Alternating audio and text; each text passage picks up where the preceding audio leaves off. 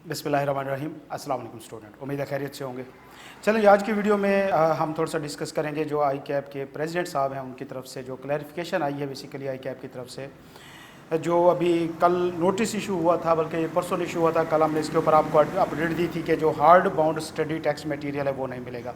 तो आज की वीडियो में हम दो इंपॉर्टेंट जो थी बेसिकली जो ये क्लैरिफिकेशन है इसके अंदर दो इंपॉर्टेंट बातें और हम उनको डिस्कस करेंगे। एक तो ये स्टडी मटेरियल के हवाले से और दूसरा बात की गई ऑनलाइन एग्ज़ाम्स के बारे में, डिजिटलाइजेशन के बारे में। तो ये दोनों इंपॉर्टेंट हैं, हम दोनों को जो है वो इंशाल्लाह इस वीडियो में डिस्कस करेंगे। अच्छा, तो इसके कहा गया कि भाई जो फ़ीस वगैरह होगी रजिस्ट्रेशन फ़ीस वो रिड्यूस हो जाएगी, मतलब स्टडी टैक्स का जो आपका हार्ड बाउंड मटेरियल है वो अब आपको आई कैप की तरफ से अवेलेबल नहीं होगा।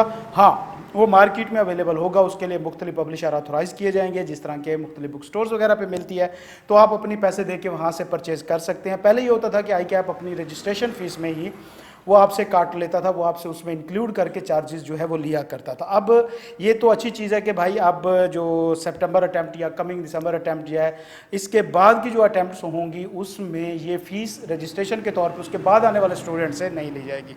अब क्वेश्चन यहाँ पे थोड़ा सा एक ये आता है कि जिन स्टूडेंट्स ने ऑलरेडी फ़ी पे कर दी है लेकिन उन्होंने अभी तक बुक्स नहीं ली तो उनका क्या होगा। तो भैया मेरी तरफ से उनके लिए यही है, आई कैप की तरफ से उनके लिए कुछ नहीं है। मैं आपको यही कहूँगा कि अगर आप लेना चाहते हो तो आप अभी जाके ले सकते हो, अपनी कम अज़ कम पैसे तो पूरे कर सकते हो। दूसरी इंपॉर्टेंट बात की गई ऑनलाइन एग्ज़ाम की तरफ से, ये एक बहुत ही इंपॉर्टेंट बात है और मेरे ख्याल में एक बहुत ही अच्छा आई कैप का स्टेप है डिजिटलाइजेशन की तरफ के। उन्होंने कहा कि देखो हमने कोविड में क्या किया, आपको एक ऑनलाइन पेपर का एग्ज़ाम का प्लेटफॉर्म अवेलेबल किया। ठीक है, अब ये सिर्फ इतना नहीं था कि ये कोविड की वजह से है, जैसे ये कोविड ख़त्म होगा तो हम इसे ख़त्म हो जाएंगे, नहीं, बल्कि क्योंकि तमाम बाकी प्रोफेशनल इंटरनेशनल बॉडीज़ जो हैं वो इस अप्रोच को अपनाती हैं, तो लिहाजा हम भी इसी अप्रोच को लेकर चलेंगे और इसके लिए 2-3 सालों में इसको हम एक पूरा फुल फ्लेज सिस्टम जो है वो इसका इंट्रोड्यूस करा देंगे। तो करने की बात यह है कि ये एक परमानेंट बेसिस पे हो रहा है। अब स्टूडेंट्स के लिए इसके अंदर क्या है, इसमें इंपॉर्टेंट बात क्या है, देखो बच्चे, जो ओल्ड स्टूडेंट हैं जो एक भेड़ चाल के अंदर शामिल हैं, चल रहे हैं जी फिजिकल एग्जाम में, उनके लिए तो ठीक है। नए आने वाले स्टूडेंट्स के लिए मेरा एक आपके मशवरा है कि आप कोशिश करें कि ऑनलाइन की तरफ जाएं। उसकी वजह क्या है बच्चे कि आप देखिए अगर आई कैप के जो कॉलेज इंस्टीट्यूट हैं तो वो 7-8 शहर है जिनके अंदर उनका हब है, मतलब जिसमें 7-8 भी नहीं है, 5-6 बनते हैं, कराची, लाहौर, इस्लामाबाद, पेशावर, फैसलाबाद, तो पिंडी शिंडी निकाल के यही, बाकी इसके अलावा कोई नहीं बचता। अब क्वेश्चन ये है कि यही क्यों हब है, बाकी इतने सारे शहर इतने सारे डिस्ट्रिक्ट हैं, मेजॉरिटी ऑफ द पॉपुलेशन तो बाकी इलाकों में है, वहाँ पे क्यों नहीं है। तो इसकी दो मेन रीजन होती हैं बेटा। एक तो ये है कि आई कैप के वहाँ पे फैसिलिटेशन सेंटर अभी तक मौजूद नहीं है और दूसरे नंबर पे एग्ज़ाम सेंटर्स मौजूद नहीं हैं। तो लिहाजा स्टूडेंट्स को क्या होता था, जो कॉलेजेस वगैरह होते हैं तो बहरहाल स्टूडेंट की कन्वीनियंस के लिए ये उन जगहों पे ओपन होते हैं जहाँ पे स्टूडेंट्स के लिए तमाम फैसिलिटीज़ अवेलेबल हों। तो लिहाजा फिर ये होता था कि तमाम इलाकों से स्टूडेंट जो है वो इन्हीं 4 शहरों में जमा होना शुरू हो गए, इन्हीं 4-5 शहरों में जो है वो इकट्ठे होना शुरू हो जाते हैं। अब ठीक है, एक नॉर्मल स्टूडेंट जो है वो आता है यहाँ पर पढ़ता है, इसमें कोई गलत बात नहीं है, लेकिन बहरहाल आप ज़रा ये देखें कि वो स्टूडेंट जो करने के काबिल हैं लेकिन इसको अफोर्ड नहीं कर पा रहे। भाई आसान तो नहीं है ना कि आप आओ कॉलेजेस में, किसी अच्छे कॉलेज में फ़ीस लो, 18-20 हज़ार फ़ीस है पर सब्जेक्ट, वहाँ पे वो आप भरो, उसके बाद फिर आप वहाँ की आई कैप के एग्ज़ाम की पेपर फीस वगैरह रजिस्ट्रेशन फ़ीसें भरो और फिर उसके बाद आप पर मंथ और नहीं तो 15-16 हज़ार खर्चा हो ही जाता है। तो 6 महीने में आप अच्छा खासा एक जो है वो फाइनेंशियल रगड़ा आपको लग जाता है। तो ऑलरेडी सी ए फील्ड जो है वो बहुत कॉस्टली हो चुकी है और उसके बावजूद मज़ीद जो इसमें एक्सपेंडिचर ऐड हो जाते हैं तो ये बहुत ही मुश्किल हो जाता है, ख़ासतौर पर पेरेंट्स के लिए अफोर्ड करने के लिए। तो मैं तमाम स्टूडेंट्स को इस चीज़ के ऊपर रिकमेंड करूंगा कि बच्चे ऑनलाइन पे शिफ्ट हो। अब इसका फ़ायदा यार देखो ये नहीं है कि भाई फिजिकल चीज़ें ज़्यादा अच्छी होती हैं, समझ आती है यार, ये एक स्किल है बेसिकली, आज नहीं तो आपको चंद सालों में आगे करना पड़ेगा।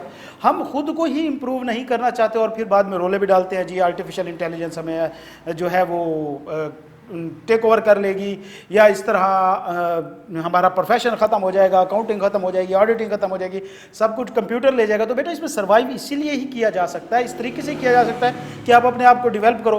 अब आप एक भेड़ चाल में शामिल हो और उसी में चल रहे हो। अब देखो ये स्किल आपको तो सीखनी है, बहरहाल आज नहीं तो कल सीखनी पड़ेगी। अभी जितना आपके पास टाइम है ये इंटर के बाद नहीं होगा, इस तरह इंटर के बाद जितना आपका टाइम होगा आर्टिकल के बाद नहीं होगा, तो ये मज़ीद मुश्किल होता जाएगा। तो ओल्ड स्टूडेंट कोशिश करें कि ऑनलाइन पे शिफ्ट हों, अपने फाइनेंस को भी बचाने के लिए, अपनी स्किल्स को भी डेवलप करने के लिए। और नए स्टूडेंट्स और उनके पेरेंट्स के लिए मेरा ये मशवरा है कि वो जितना हो सके इस चीज़ को अंडरस्टैंड करें, इसके वक्त की ज़रूरत को अंडरस्टैंड करें और इसके ऊपर प्रैक्टिकली जो है अपने जो बच्चे हैं उनको फोकस कराएं। अब अच्छा क्वेश्चन है कि भाई क्या एग्ज़ाम जो है ऑनलाइन कर देने से, अब रेट तो चंद इलाकों में, अब वो हर इलाके में मौजूद नहीं है, तो भाई इसके लिए ऑनलाइन एजुकेशन मौजूद है ना। अब देखो ज़्यादा जिम्मेदारी लेनी पड़ेगी घर वालों को। आप ये नहीं कह सकते कि सारा कुछ जो है वो आप टीचर्स पे छोड़ दें या कॉलेजेस पे छोड़ दें। तो घर वालों को, पेरेंट्स को बहरहाल इस चीज़ की रिस्पॉन्सिबिलिटी लेनी पड़ेगी कि स्टूडेंट्स को घर में ऑनलाइन फैसिलिटी कैसे देनी है, कैसे पढ़ाना है, कैसे उनके सर पर बैठ के उनसे ये काम निकलवाना है। तो 3-4 साल की ही एफर्ट है, लेकिन अगर पेरेंट कर लेते हैं तो काफ़ी कुछ फाइनेंशियली बचा लेंगे, काफ़ी कुछ बच्चे बच जाएंगे जिनका फ्यूचर ख़राब हो जाता है जब वो पेरेंट्स के हाथ से निकल जाते हैं, और इसी तरह काफ़ी लोगों के मुस्तकबिल जो है इससे भी सुधर जाएंगे। ठीक है बच्चे, तो ये मेरी थोड़ी सी आज इसके ऊपर डिस्कशन थी। इंशाल्लाह नेक्स्ट वीडियो में हम मज़ीद किसी और टॉपिक के ऊपर गपशप करेंगे। अल्लाह ताला आप सबको अपने हिफ्ज़-ओ-अमान में रखे, पुत्र मेहनत करें, पेपर सर पे है। अल्लाह हाफ़िज़।